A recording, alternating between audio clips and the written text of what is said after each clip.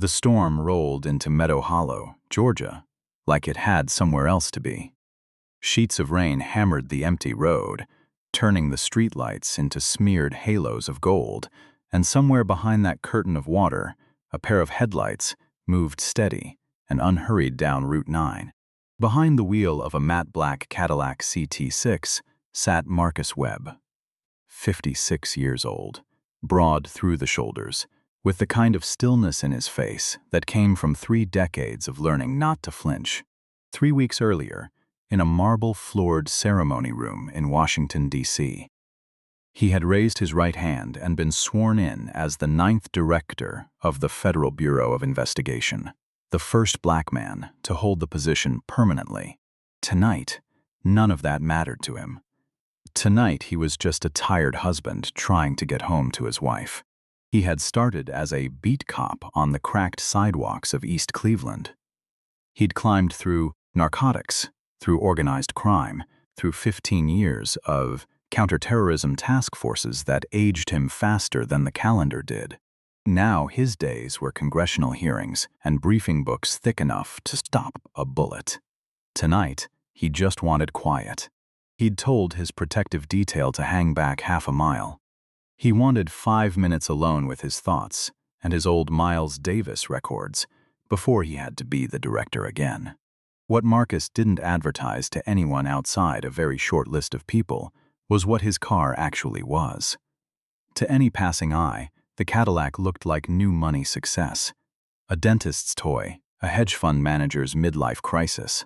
Underneath the paint, it was a rolling fortress, armor-rated glass, run-flat tires, and a surveillance suite the Bureau had nicknamed Sentinel. 8 cameras, external and internal, and directional microphones woven into the door panels, streaming encrypted, live, to a secure command floor in the Hoover building. A mile back, hidden in the rain, his real protection detail idled in a black Suburban, exactly where he'd asked them to be. Watching, waiting, trusting the system he'd built. He never imagined he'd need it on a stretch of road this quiet. Sitting in the dark, parked behind a defunct antique shop just past the intersection of Route 9 and Laurel Ridge, was Officer Craig Dalton of the Meadow Hollow Police Department. 34 years old, built like a linebacker gone soft, with a jaw permanently set somewhere between suspicion and contempt. 9 years on the force. 16 excessive force complaints filed against him in that time. 16.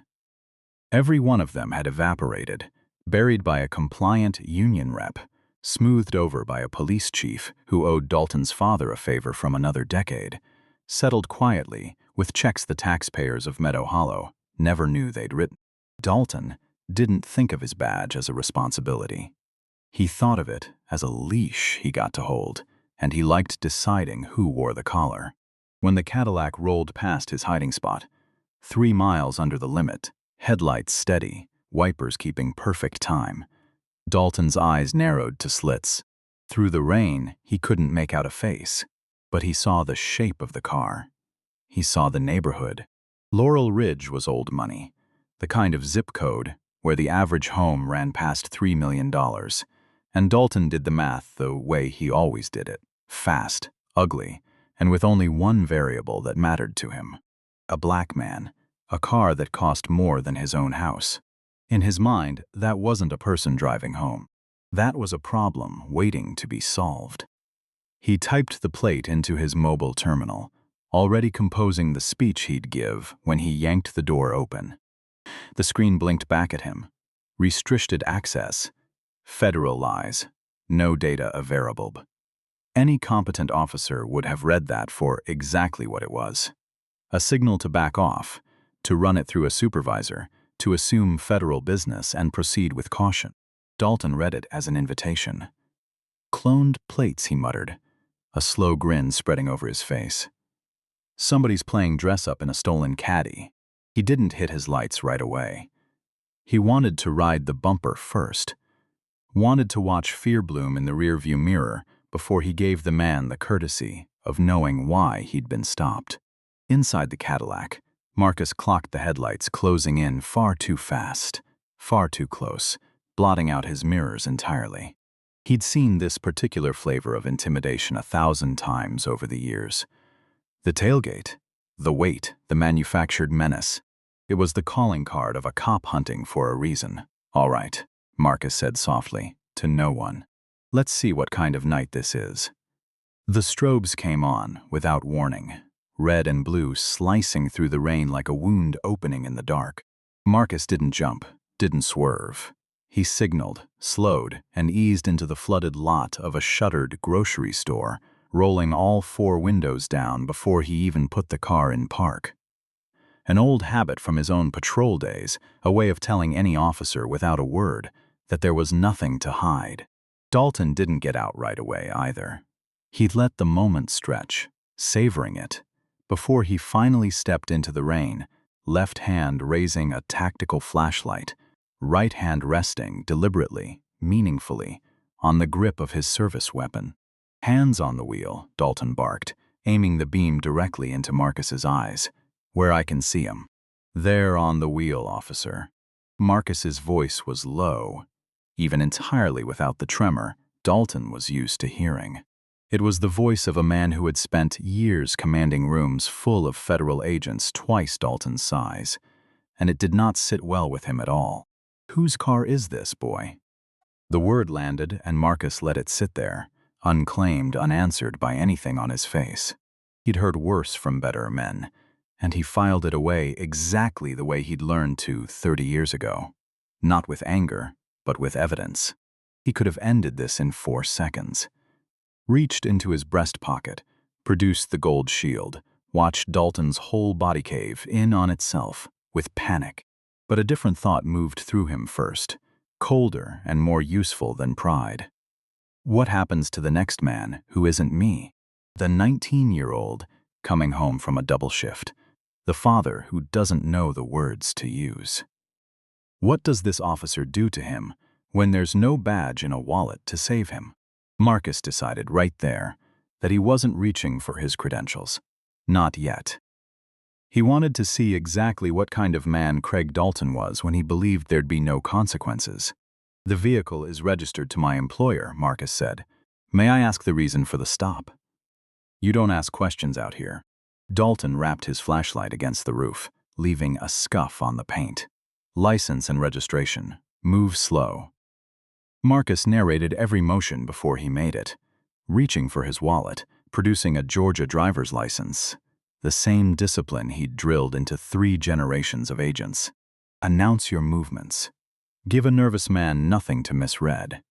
Dalton snatched the license, read the name, then the address, Laurel Ridge Court, and barked out a short, ugly laugh. "Laurel Ridge? You expect me to believe you live in a $5 million house? What are you, the landscaper?" "I'm a resident at that address," Marcus said, and nothing in his tone gave Dalton anything to grab onto. Again, "What's your reasonable suspicion for this stop? Was I speeding?" The legal phrasing landed like a slap. Cops like Dalton hated a citizen who knew the words. "I'm investigating a stolen vehicle," Dalton lied smoothly. "Restricted plates usually mean cloned plates.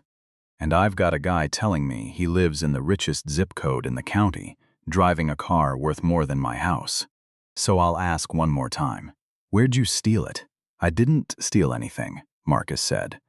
"The restriction is a security classification. Run it through NCIC through your dispatcher, and it will clear. Don't tell me how to do my job." Dalton leaned in so close that spit landed on Marcus's cheek. Marcus didn't wipe it away. "Step out of the car." "Under what lawful authority?" "Under the authority of get out before I drag you out." Dalton's hand tightened on his holster.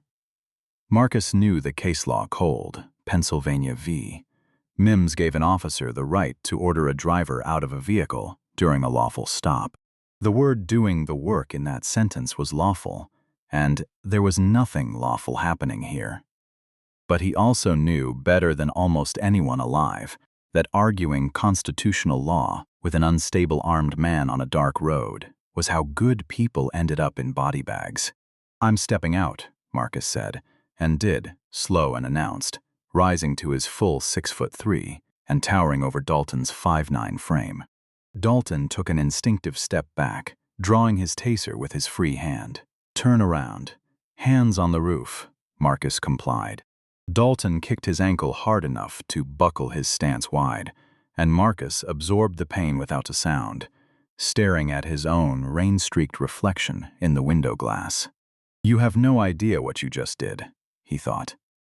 40 miles north, on the 5th floor of the Hoover Building, the Bureau's Strategic Operations Center hummed under banks of monitors and the low blue light of satellite feeds. At a dedicated station, Special Agents Renee Ashford and Kyle Bennett sat watching a dashboard that tracked the director's vehicle whenever it moved. "Ashford," Bennett said, frowning. "Sentinel showing the director's car stationary for 4 minutes on Route 9. Gas stop?" Ashford pulled up the overlay. "No station at those coordinates. It's a closed lot." She ran a diagnostic ping, and the dashboard lit up red. "Sudden deceleration event. Pulling external feed now." The screen bloomed into crisp, night-enhanced video. Director Marcus Webb, hands on the roof of his own car, rain soaking through his suit, a taser hovering an inch from his spine. That a local unit doing a Terry stop on the director.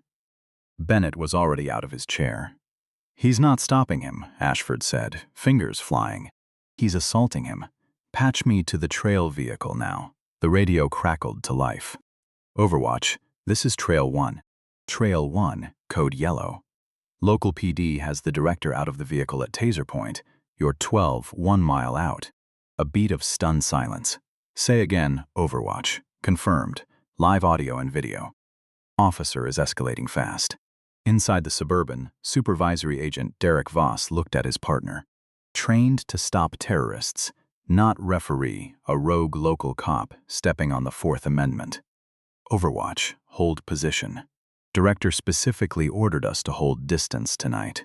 A pause, jaw tight, close to visual range. "Do not engage unless they attempt to cuff him or draw a lethal weapon. Acknowledge." Back in the rain, Dalton finished a rough pat-down that turned up nothing but keys and a wallet, and his frustration sharpened into something meaner. "All right, tough guy. Since you want to play games, you're going to sit on that curb while I searched the car." "I haven't consented to a search," Marcus said. "You have no probable cause. The doors stay locked." Dalton keyed his shoulder radio. "Dispatch, 4 Bravo, requesting backup, Route 9 and Laurel Ridge. Possible stolen vehicle, non-compliant subject." He unclipped his baton with a sharp metallic snap. "See this? I don't need consent. I say I smell marijuana. I've got probable cause. So hand over the keys, or I put this through the glass." Marcus knew the glass was rated to stop rifle rounds. Dalton could swing until his shoulder gave out and never scratch it. But the threat itself, spoken into a federal microphone, was a textbook violation. Manufactured probable cause, on camera, in real time. "There's no contraband in that car," Marcus said. "If you break that glass, you'll be destroying federal property, and the charges that follow will end your career and put you in a federal facility." Something flickered across Dalton's face, a half-second of doubt. The cadence of the man's voice wasn't the cadence of a criminal. It was the cadence of a judge, but Dalton's ego swallowed the doubt whole. "Federal property," he sneered. "What, you undercover FBI now? That your story?" "No," Marcus said, looking him dead in the eye. "I'm not undercover." Before Dalton could answer, a second cruiser skidded into the lot, hydroplaning before it caught traction.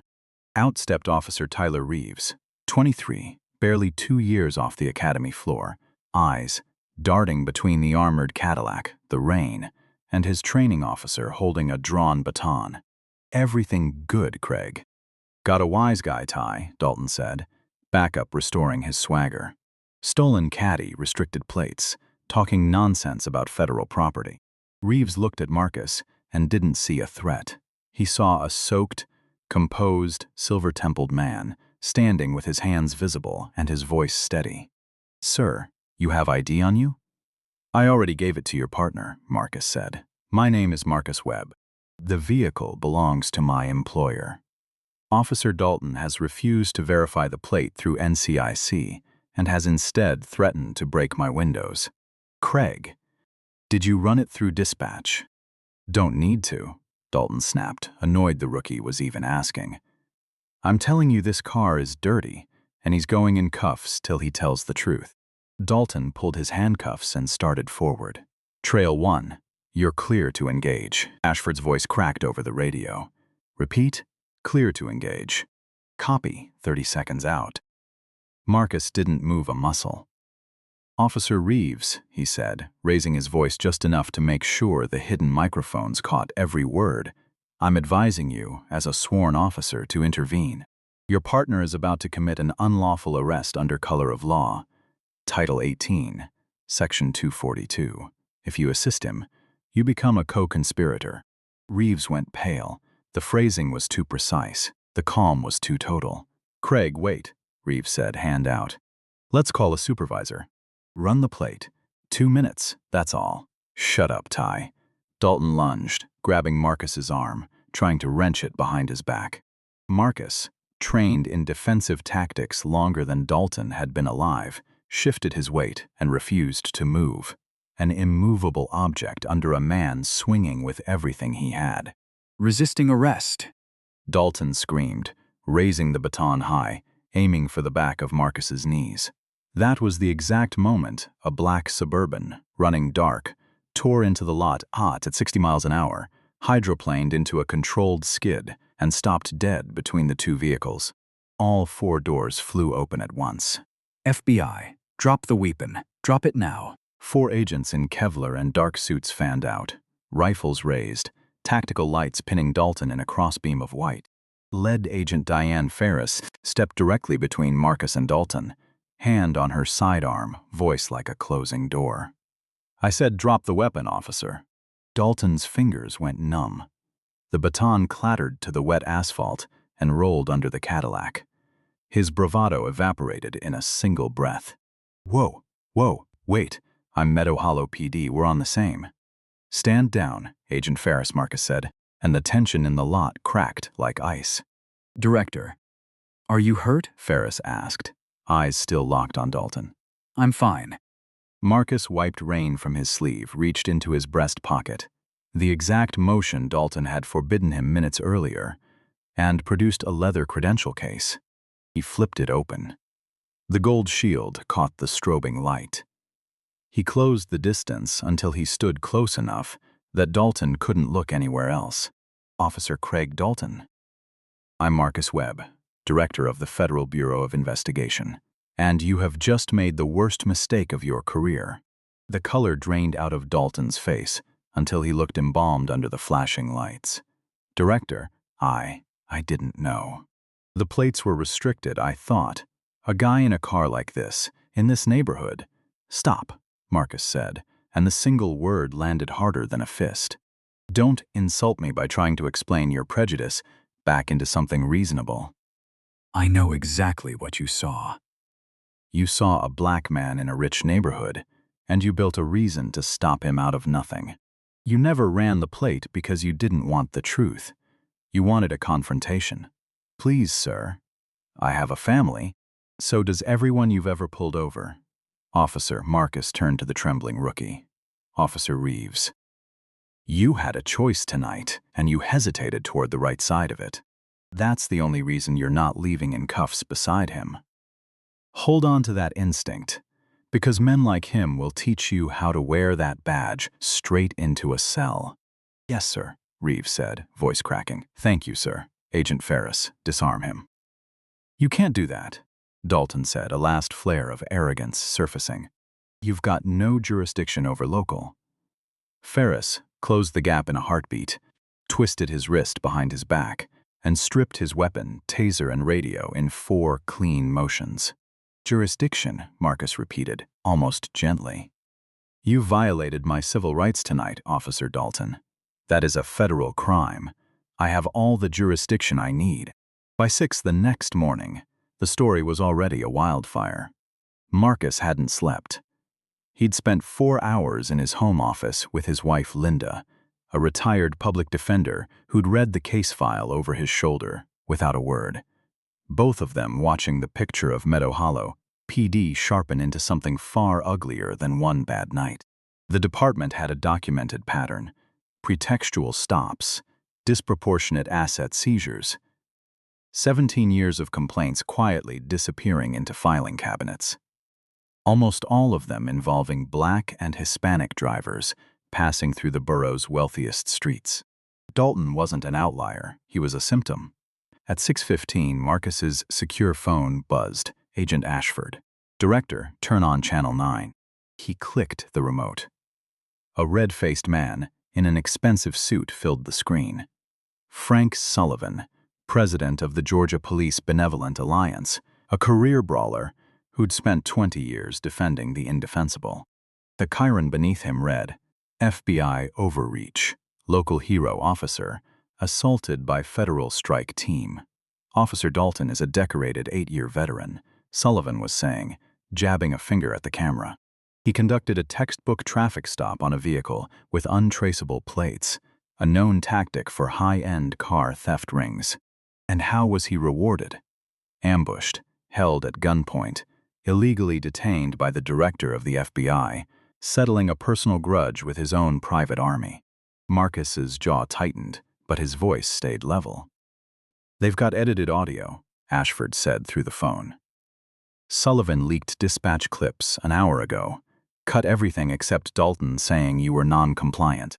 Morning shows are running with it. White House Chief of Staff already called, asking how we want to spin it. We don't spin it, Marcus said. We don't put out a written statement. We don't debate Frank Sullivan on morning television. Sir, with respect, the public doesn't know who to believe. When a man is building his own trap, Marcus said quietly, you don't interrupt him climbing into it. You let him step all the way in, and then you close the door. He paused. I want a press conference at 11, Hoover Building. I want the Attorney General beside me and the head of the Civil Rights Division on the other side. And Ashford, pull Dalton's phone. Full forensic sweep, texts, encrypted apps, cross-reference every number against Frank Sullivan's. If Sullivan is lying this confidently on live television, he isn't lying blind. He knows exactly what Dalton did, and he's covering for it. Yes, Director. By 9, the story had gone fully viral. Split screens, dueling hashtags, cable panels shouting over each other. Meadow Hollow's police switchboard melted down under the call volume. Sullivan, on every channel that would have him, painted Dalton as a martyr. At 10:45, Marcus stood in the green room behind the Bureau's briefing stage with Attorney General Patricia Cole, sharp-eyed and unshakable, straightening her jacket. You sure about this, Marcus? Releasing Sentinel footage exposes a classified capability. The oversight committees will scream. I'd rather burn a surveillance program, Marcus said, than let a rotten institution gaslight an entire country. He buttoned his jacket. We're cutting this out today. All of it. Agent Ferris stepped in holding a secure tablet, a grim satisfaction on her face. Director, forensics cracked Dalton's phone. You were right. Sullivan wasn't spinning damage control this morning. He was coordinating it in advance. The briefing room was standing room only. Camera shutters firing in waves as Marcus and the Attorney General walked to the podium beneath the Bureau seal. Reporters were shouting before either of them reached the microphones. Marcus raised a hand, and the room went still. Good morning, he said, his voice carrying clean across the chamber. For the last 6 hours, there has been a coordinated campaign by the Georgia Police Benevolent Alliance to mislead the American public about an incident that took place last night in Meadow Hollow. Its president, Frank Sullivan, has accused me of federal overreach, of abusing my authority, of weaponizing federal agents to settle a personal grievance. He let the silence stretch. I'm not going to stand here and offer you my version of events. In this day and age, we don't have to argue over competing stories. We have the truth. He nodded to a technician, and a massive screen behind him flared to life. My vehicle carries a multi-angle recording system. What you're about to see is unedited. I'll warn you now. The language and conduct on this footage are disturbing. The footage rolled. Night vision clean, audio crisp through the room's speakers. The room watched Dalton close in on the car, watched him lean through the window and snarl a slur that made half the press corps flinch. They watched Marcus stand still and compliant, while Dalton grew more unhinged by the second. The threat to shatter the glass, the manufactured narcotics claim, the kick to Marcus's ankle, and finally the federal agents sliding into frame to disarm him.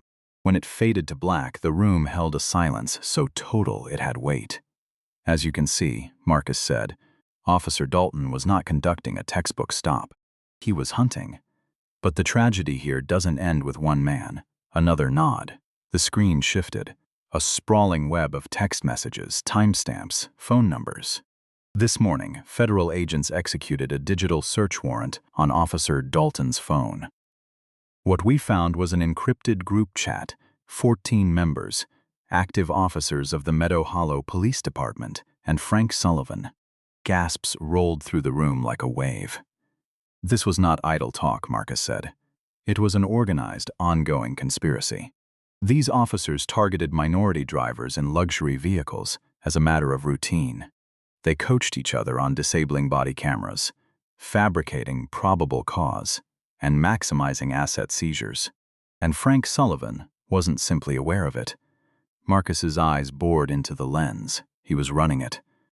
We have messages in which he personally guarantees these officers he will bury any excessive force complaint that follows, exactly as he attempted to do this morning on this network." Attorney General Cole stepped to the second microphone, her expression carved from stone. 10 minutes ago, federal agents executed a search of the Georgia Police Benevolent Alliance headquarters. Frank Sullivan is under federal arrest, charged with conspiracy to deprive civil rights, obstruction of justice, and racketeering. All 14 officers named in that chat, including Officer Craig Dalton, are in federal custody. The room detonated into noise, reporters abandoning protocol entirely. Marcus stepped back to the microphone and cut through it. "Law enforcement is a covenant," he said. "When an officer pins that badge to their chest, they're making a promise to the public to be a shield, not a weapon. When men like Craig Dalton and Frank Sullivan twist that promise into an instrument of prejudice and greed, they don't just break the law. They poison the well for every honest officer trying to do the job right." He looked down for a moment at his own hands, the same hands that had been forced flat against a rain-soaked roof 12 hours earlier. "I survived last night because I had a federal team a mile behind me," he said quietly, looking straight into the main camera. "Most citizens don't have that. They only have the law. It is my duty, and the duty of this department, to make sure that law protects every one of them equally, not just the ones lucky enough to carry a badge of their own. We will root this out, precinct by precinct, until the covenant is restored." He turned and walked off the stage, leaving the room in chaos behind him. 3 weeks later, in a federal courtroom 200 miles from Meadow Hollow, Craig Dalton stood at a defense table in a county jumpsuit that had replaced his uniform. The gold shield he'd once worn like a crown sat somewhere in an evidence locker now, tagged and photographed. His lawyer had tried everything: a plea deal, a character witness parade, an appeal to a jury pool he'd hoped might still sympathize with a hometown officer. None of it survived contact with 8 minutes of unedited video and a phone full of his own words. When the judge read the verdict, guilty on all federal counts, deprivation of rights under color of law, conspiracy, Dalton didn't argue. He didn't sneer. Something in him that had been arrogant for 9 straight years finally, quietly, broke. He asked, through his attorney, for one thing before sentencing: to speak. The judge allowed it. Dalton turned, not to the gallery, not to the cameras lined up at the back of the room, but to the man sitting in the second row of the public seating, Marcus Webb, in a plain gray suit, having come, without fanfare, without an entourage, just to watch the end of it. "I used to tell myself I was protecting people," Dalton said, his voice rough, Nothing left of the swagger from that night on Route 9. I told myself the badge gave me the right to decide who looked dangerous and who didn't. I never once asked myself why the answer was always the same color. He swallowed hard. I had 16 complaints against me before that night, and every single time, somebody made it disappear, and I told myself that meant I was right. It didn't mean I was right. It meant nobody was watching. Until somebody finally was. He looked down at his hands, cuffed at the wrist. I'm not asking for less time. I know what I did to that man on the side of the road, and I know how many other people never got a camera rolling to prove what happened to them. I just wanted to say it out loud, once before I go. I was wrong. Not about the law, about everything. Marcus said nothing. He simply nodded, once, and let the moment stand on its own. Officer Tyler Reeves testified for the prosecution 3 days later, the only officer from that night who walked out of the investigation with his badge intact. He'd since been reassigned, mentored quietly by agents from the Civil Rights Division, and had started, on his own time, teaching a de-escalation module to incoming cadets at the academy. He told the courtroom he thought about that rainy parking lot every single shift. Frank Sullivan received the longest sentence of anyone charged. The judge noting, pointedly, that a man sworn to defend the integrity of law enforcement had instead spent years dismantling it from the inside for profit and protection money. 13 other officers from the Night Watch chat lost their badges permanently. 4 were charged criminally alongside him.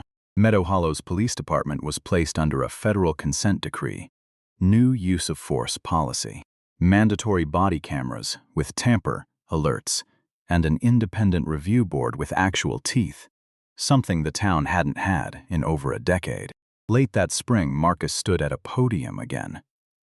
Smaller this time, a community center gymnasium instead of a marble briefing room, folding chairs instead of press badges. He'd been invited to speak to a room full of young cadets and a handful of Meadow Hollow residents who'd waited years for someone in a federal uniform to actually listen. I didn't tell that officer who I was that night, Marcus told them, because I wanted to know what happens to the people who don't have a gold shield in their pocket. I found out. And I'll spend the rest of my career making sure fewer people ever have to find out the way I did. He looked out over the room. Young faces, old faces, all of them waiting to see if the words would turn into anything real. A badge isn't power, he said. It's a promise.